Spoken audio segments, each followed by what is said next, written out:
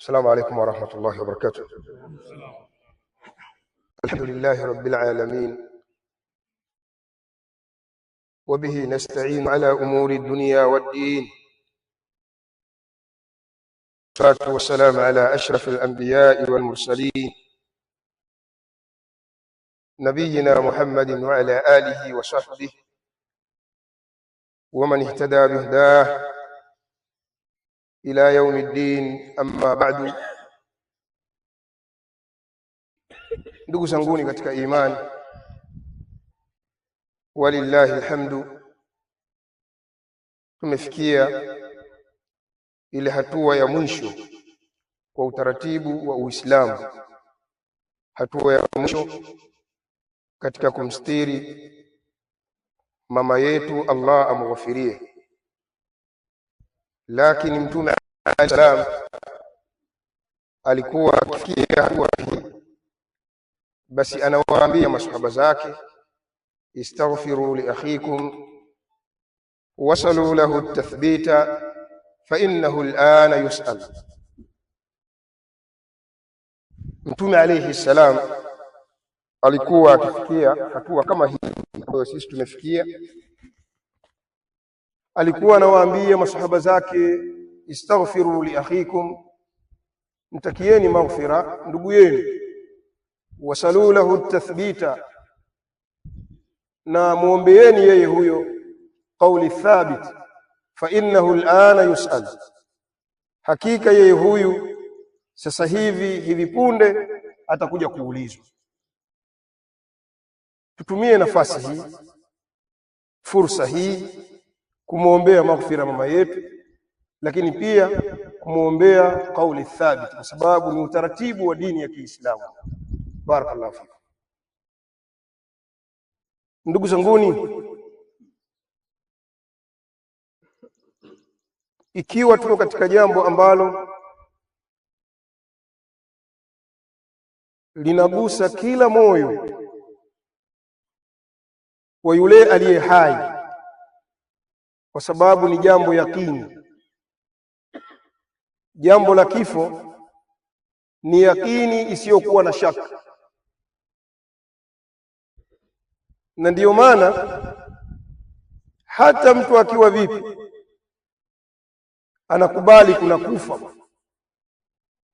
Hata awe jeuri anakubali kifo kipo. Lakini watu wanakhtilafiana kwa wale ambao hawana dini, kuwa je, baada ya kifo kuna kufufuliwa na kulipwa? Kwa wale wasiokuwa na dini, hilo ndio swali lao. Lakini watu wote kwa ujumla wetu tunakubaliana kifo kipo,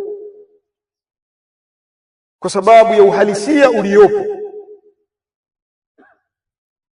Wewe ukijiuliza huko nyuma ulikuwa na babu, mzababu yuko wapi? Au usiende mbali sana, acha babu, mzababu, huko ni mbali. Hebu njoo karibu.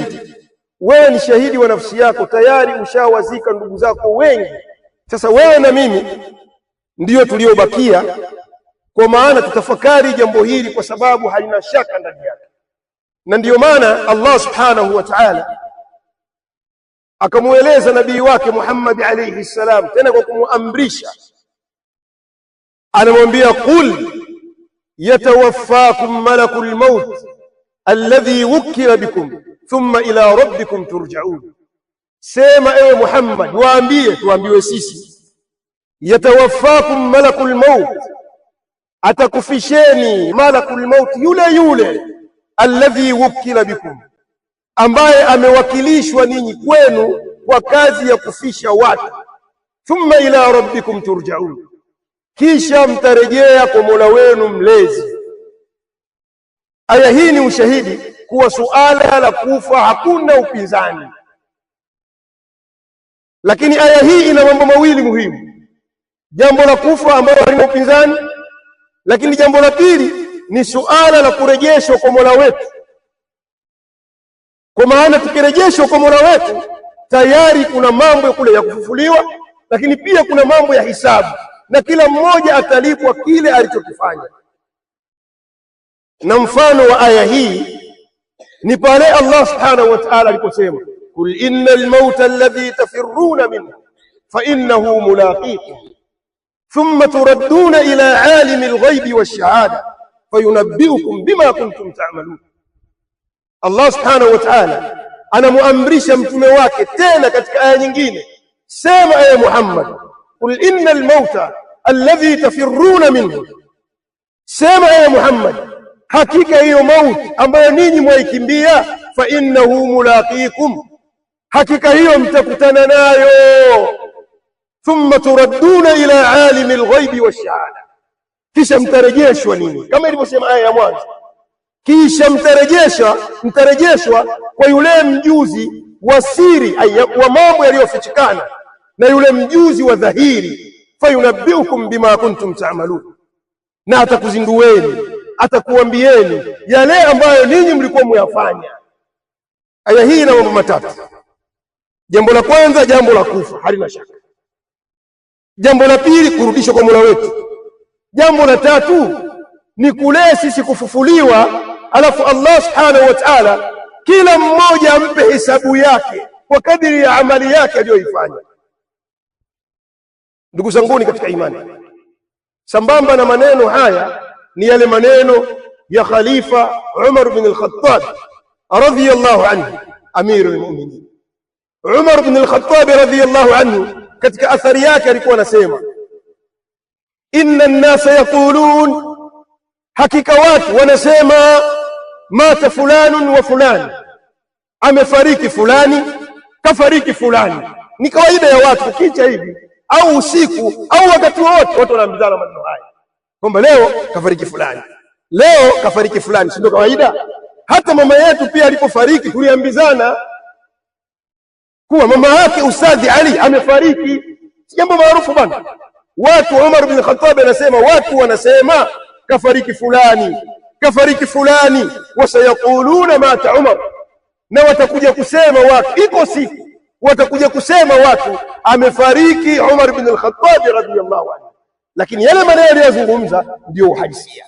Leo tuzungumza Umar bin al-Khattab hayuko, yale maneno yake watu walikuja kusema katika zama zake, Umar bin al-Khattab amefariki. Sasa maneno haya chukua kwako na kwako, chukua maneno haya kwako na kwangu, kwa maana iko siku itakuja kuambiwa, itakuja kusemwa leo kafariki fulani, ambaye ni wewe au mimi, itakuja kusemwa. Lakini pia yule msemaji pia itakuja kusemwa kafariki fulani, yani kwa maana hakuna wakubakia, kifo kipo. Nini zaidi ya hapo? Ni sisi kujiandaa na maandalizi kwa ajili mahala hapa. Hapa ndugu zanguni katika imani panahitaji maandalizi na wala sio ujanja. Hapa panahitaji maandalizi ya kweli, sio ujanja. Wewe mtu mzima, umri umeenda. Nikizungumza maneno haya kuna watu wanachukia, lakini wacha wachukie tu, lakini ukweli umefika. Yale maneno ya sawa yawafike. Wewe mtu mzima, umri umeenda, mpaka leo hujarejea kwa Mola wako. Usijini. Na yule atakayesema kwamba jamaa kanisema, ndio wewe nimekusema, wala ondoa shaka, kwa sababu haya maneno tunayasema watu wapate kuzingatia. Yani si atuzungumzi kwenye hamna, tunazungumza kuwalenga watu.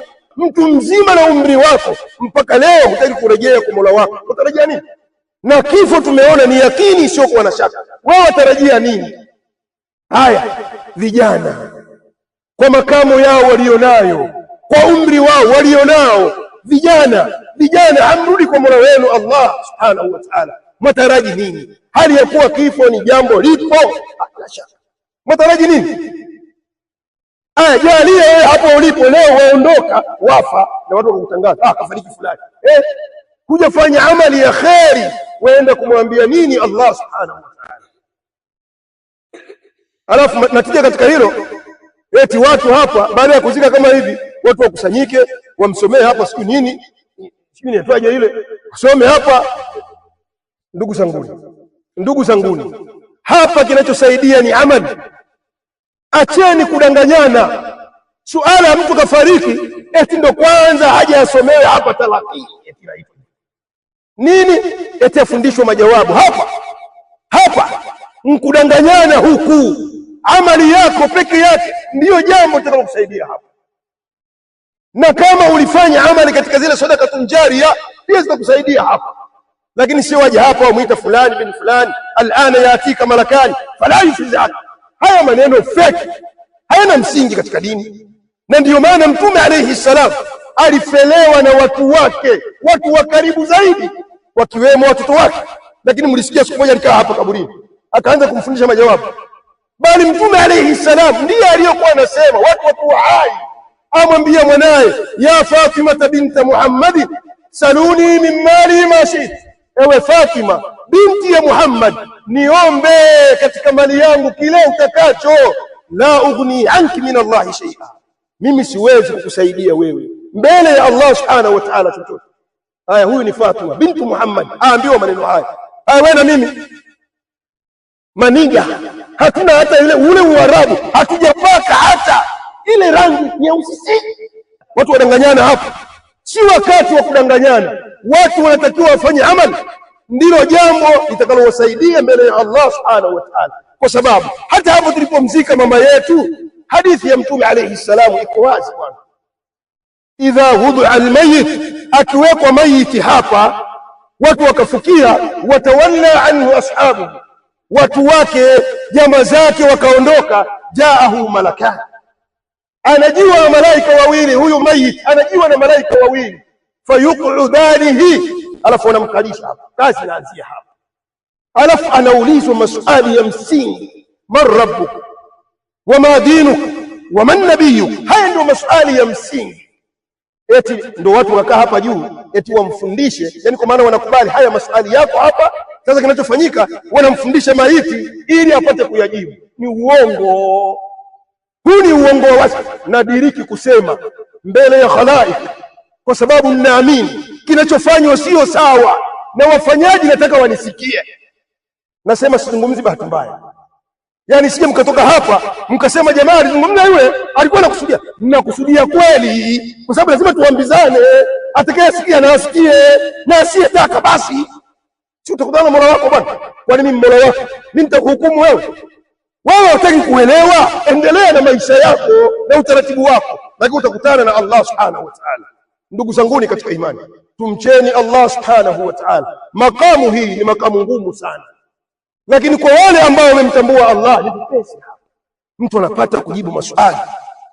Ama watu wanakuja kufundishana hapa juu, nyewe ondokeni hapa leo, mjue ni uongo. Haya mambo ya kuja kufundishana hapa juu ya kaburi, alafu wewe unamwambiaje maiti eti asiogopeshwe? Yani malaika Allah amewaamini huko, amewatuma waje wamhoji mje wake, alafu wewe muondoa wasiwasi, wasikutishe, wasikuogopeshe. Wewe nani? Wewe nani? Yani wewe utakujifanya una maarifa kuliko Allah.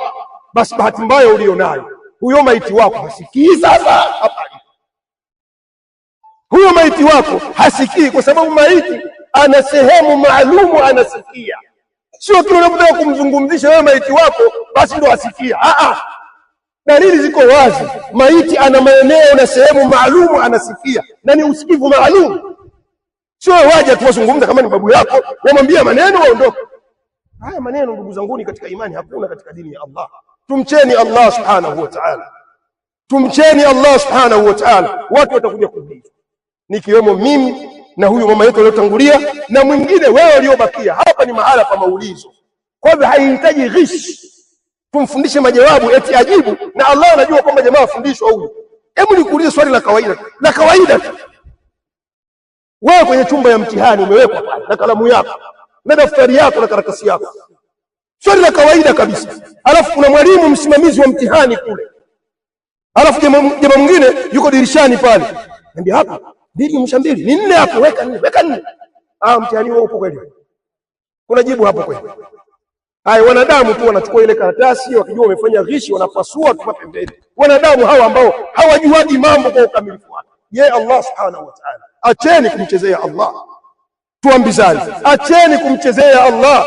Hapa panataka ukweli, ulikuwa unaishi maisha ya namna gani?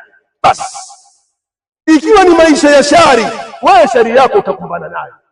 Ikiwa ni maisha ya kheri zako utakumbana nazo. Tumuombeeni Allah subhanahu wa ta'ala amjalie mama yetu qauli thabit, vile vile amghufirie mama yetu. Wallahu a'la wa a'lam. Naktafi bihadha. Barakallahu fikum.